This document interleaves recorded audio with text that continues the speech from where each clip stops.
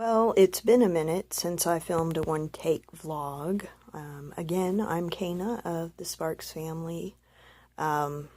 We got home from Disney World on the 19th after a very long and exhaustive day.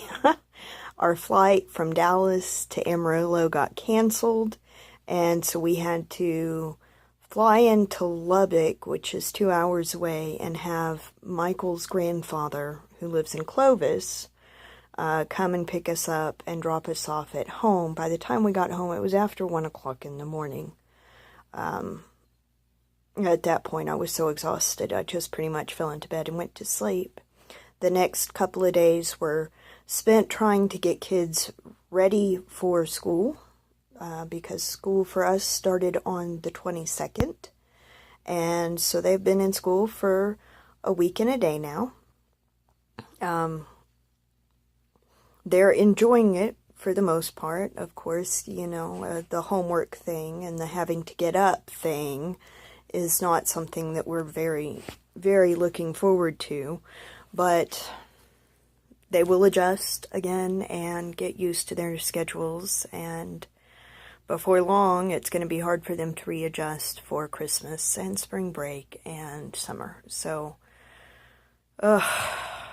just thinking about those days coming up wears me out. I have spent the last week catching up on chores around the house, laundry, making sure that things get put up and cleaned up and things like that. Unfortunately, I love my children to death, but whenever they're asked to do stuff like that, it doesn't get done properly, or at least not up to what I think it should be, and so I have to go back after them and fix it.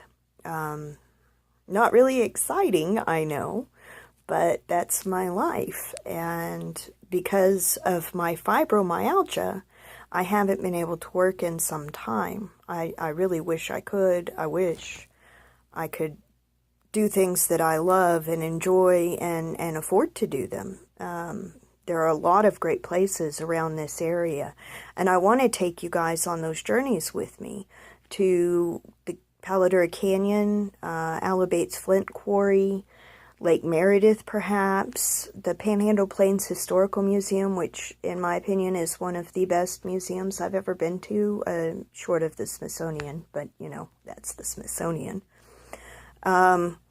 It's a great little area here. Of course, we have Cadillac Ranch and the Big Texan Steak Ranch and all of those uber touristy places, which are great, but in my opinion, they've kind of been done to death, especially since Cars came out and they talked on the DVD about coming to Amarillo and doing the Big Texan and seeing Cadillac Ranch, and so that's kind of why I'm not really in such a hurry to show you guys those things.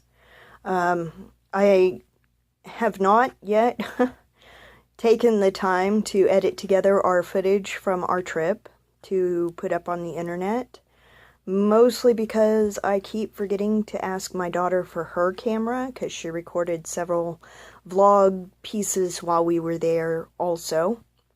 In fact, I think she was a bit better about it than I was.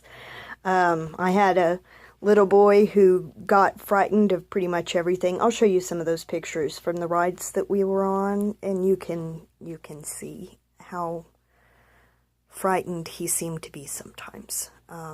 There were some rides that he really enjoyed, and then there were a lot that just he did not want to be on, but he did them anyway because, he said he would. So, and I gotta give it to him. He actually did. He did the ones that he said he was going to do. In most cases, he did not want to do them again, but he tried, and that's a huge point. So I'm very proud of him for that. I personally have been suffering from insomnia for 4 days. I haven't been able to go to sleep before 4 o'clock in the morning for the last few days. I am sitting here doing this now because I'm trying not to doze off. I have to go pick up my kids from school here in about an hour and a half for Reese, and then I have to pick up Hunter at 4, and then Raven, Ivy, and Asa. Gosh, I'm combining names now.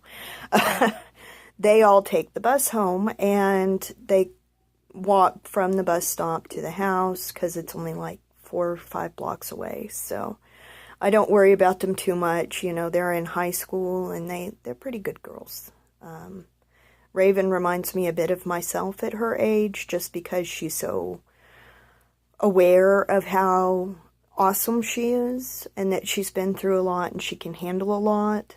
So I worry about them, sure, especially with the way things have been going here in Amarillo lately. If you don't know what I'm talking about, you can seriously Google some of the news stories from this area, and you will see that our crime rate is increasing steadily.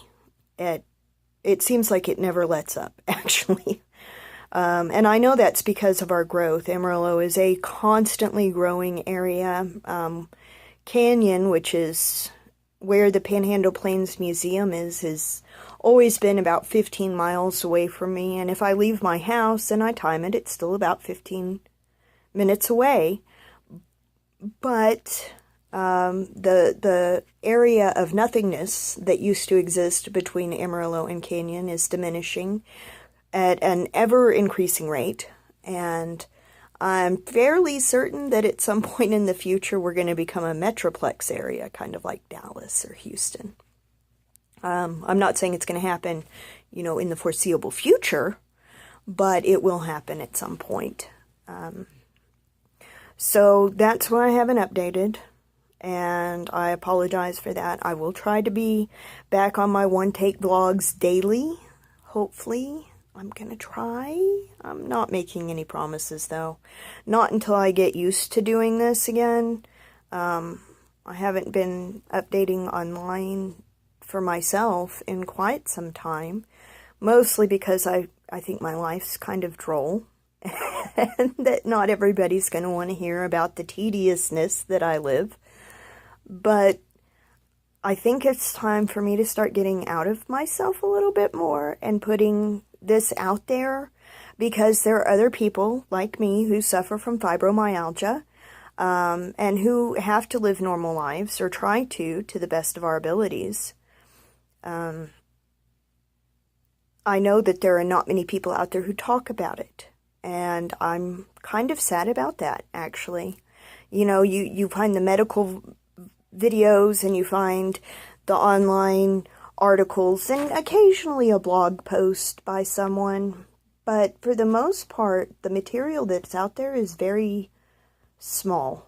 And I think that for people like me, communities on Facebook, such as Fibro Warriors, or pages like that, that's really important to people like us, because we realize we're not alone. I do have a lot of friends that suffer from fibromyalgia or similar issues, similar in the way that they make you feel, not similar in the way that they're caused. So I do have a few friends that have fibro, but most of them have been diagnosed for a long time, or a longer time than I have, and have a better way of dealing with it. I was diagnosed just almost a year ago now. It was October of last year, and I had been in pain for a long time, a very long time. Like, everything as a child was more painful than what I was told it should be. I always knew how I felt, but I was called things like a baby, and why do you have to act that way? Nobody else is acting that way, you know. And so eventually you just kind of bite it back and you move on with your life. I had a car accident at the age of 16 or 17? 16. And I developed a compression fracture in my T11 vertebra. Got pregnant shortly thereafter in high school, which I do not recommend to anybody, just so you know. Not that it was a terrible thing, but I gave my son up for adoption, and all of the other girls that were pregnant were keeping theirs, and I was forced to be in this class with them, parenting class, and I made a lot of good friends there. I felt very blessed that I had all of those friends, and I still have some of them to this day, and that's wonderful. I'm very grateful for those friends. But at the same time, I wanted to focus on other things, you know, like business and computers, rather than parenting, because I wasn't ready to be a parent, but I was forced to take it anyway. I didn't think that was right. Regardless, the pregnancy did not allow my body to heal properly. So for the longest time, I was just convinced that the pain that I was feeling was just from my back, my unhealed back. That is not the case. I did not know, but fibromyalgia apparently runs in my family. I wasn't told until after I was diagnosed by my rheumatologist. If I'd known, I might have been diagnosed sooner. So remember to talk to your family about medical issues in your family, because that can be very helpful in making that diagnosis. Let's see. So after I was diagnosed, we started messing around with medicines, trying to get stuff that helped, because there's never going to be a way to reverse it.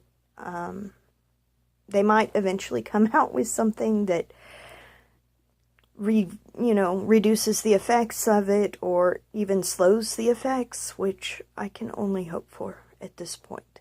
But because I went so long without being diagnosed and without treatment, I have a very long road and battle ahead of me, and it's honestly, sometimes it's a little daunting, but I am a goddess and I can handle anything. So that's what I'm trying to do, is just handle it. Unfortunately, I ran out of one of my sleep medications because the pain makes me not sleep. I took my last dose on Thursday, and I've been trying since Friday to get that refilled, and we're on Tuesday now. I think it's Tuesday. I don't know. My days are kind of running together. And it's really not the best time, but what are you gonna do? So, anyway, it's very important that this get out there, because I know I'm not the only person, and I know that it's not widely talked about. There are some doctors out there who still don't recognize it as a disease. They think it's all in your head, and that if you just get out and exercise and eat healthy and do this and do that, that it will go away. And I'm sure that for some people that might be true, but not for everybody. And I really think it's important that our medical professionals, as well as our disability system, get off their tuchuses and realize that this is a huge thing, that it's not going to go away, and make it perhaps a little bit easier for people like me to be able to receive assistance. We're very tight on money all the time. I feel horrible. I've always worked. And I haven't been able to work in quite some time. So, I don't know. But anyway, I had probably better go and try to figure out something for lunch, because it's almost 2, and I still have to go pick up kids. And I don't want to go to sleep. So, probably got to get out of bed and, be responsible now. But I wanted to touch base with you guys. I don't think I have anybody watching my videos at this point, but I'm really hoping that I will. That people will watch my videos and watch me try to be normal and be a part of my family and be the awesome mom that I am while dealing with this. So here's one day out of so many where I'm actually down and out about this. So most of the time the fibro doesn't bother me so much. You know, the pain I've dealt with my whole life, and I can grip my teeth and punch through it, although that tends to give me a tension headache. It's not great. I get migraines quite frequently. But the worst part for me isn't the pain or the headaches. It's the fog, the fibro fog. Almost my whole life I've had what would be considered a photogenic memory. Not exactly, but close enough that I could read something and have it absorbed very quickly. And that I could look at something a couple of times and have it pretty much memorized. So it's been interesting, to say the least, whenever I'm in the middle of saying something and I lose my train of thought. It's not that it derails. I mean, if it derails, you can find it. It's like it went into a deep tunnel and it just disappeared. Black hole or something. And I will be in the middle of a sentence sometimes, in the middle of a word, and lose my train of thought and not be able to pick it back up. Which, for someone like me who enjoys writing and speaking, it is very discouraging and kind of scary to go through that. I've always transposed my numbers, like whenever I was doing math in school, and quite a few times I would copy a problem out of my book and work the problem and turn it in and then get the problem wrong. But I know I got the right answer because every time I type it into my calculator, it comes back with that answer. And there were a few times I'd go up and ask the teacher about it, and she'd say, but that's not the problem from the book. And it would end up that I had transposed my numbers. So as I've gotten older, it's become more and more important to go over everything, especially numbers. Just to make sure I have them written down properly. I've worked in accounting quite a bit, and there are days whenever you sit there and you have a long list of numbers in front of you and you're trying to type them all into your little Excel program, and it is a long and tedious process because you're having to double check after every number that you have that number entered correctly. There were times whenever I first started doing that I would go down the list and I would get to the end and get my total, and my total would be completely off from what I know the total should be. I don't use calculators, especially for long strings of numbers, unless they have a memory function or unless they can print out, just because of that very issue. So that's probably the most frustrating thing, though. I have an extensive vocabulary. I learned to read at a very young age, and I did not just stop with kids' books. By the time I was 5, I was reading Shakespeare. I didn't understand it necessarily, but I was reading it. And I didn't, whenever I would ask my mother how to pronounce a word or what a word meant, she would tell me to go look it up in the dictionary, which at the time was very frustrating, but as an adult has come in very handy. And then whenever I got even older, I didn't have access to a dictionary so much, but I did have a thesaurus because I was always writing. And I would look up in my thesaurus the word and read the synonyms and then antonyms. And generally from that, I would be able to gather what the definition or the meaning or whatever of that word was. There are some words that I've never heard used. I just know how to spell them, or I've read them. Oh, and sometimes that comes back and bites you, but for the most part, it's really, really fun. And I have developed some interesting nicknames because of that word center in my brain throughout my academic career and in my workplace as well, whenever I was able to work. I'm going to wrap this up. I'm at 20 minutes now. I don't usually ramble like this in front of a camera. So maybe this will be a daily thing.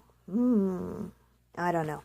Regardless, one take vlog today, August 30th, because yesterday was Monday, August 30th, 2016. I hit my first 20-minute vlog, and anyway, maybe people will start watching. I don't know. I really draw a lot of inspiration from like Adam the Woo, Justin Scard, the Tim Tracker, and the Jen Tracker, and even World of Micah. All of those people really just make me feel like maybe people out there actually care about what we do. And maybe what we think is tedious isn't as boring and tedious as what it seems. So I'm going to keep trying to do these one-take vlogs. I don't think all of them will be over 20 minutes. I hope not. But I guess I just really needed to talk about this today. I posted a little bit about it on my Facebook, but I don't have an extensive number of friends who understand the problems associated with chronic illness or fibromyalgia. So there is that. I don't know. Maybe I just need someone to talk to. Maybe. Regardless, this girl is getting up, gonna go make lunch, be active, or try to be. The weather today is really messing with my joints. But be a responsible mom and go pick up children. And probably maybe try to rest this evening if I can. I don't know. Anyway, I am going to call it good. We're sitting at 2 o'clock. Lunch is calling my name. It hasn't been made yet, but it is calling my name. And we'll see where it goes. So anyway, on to the next.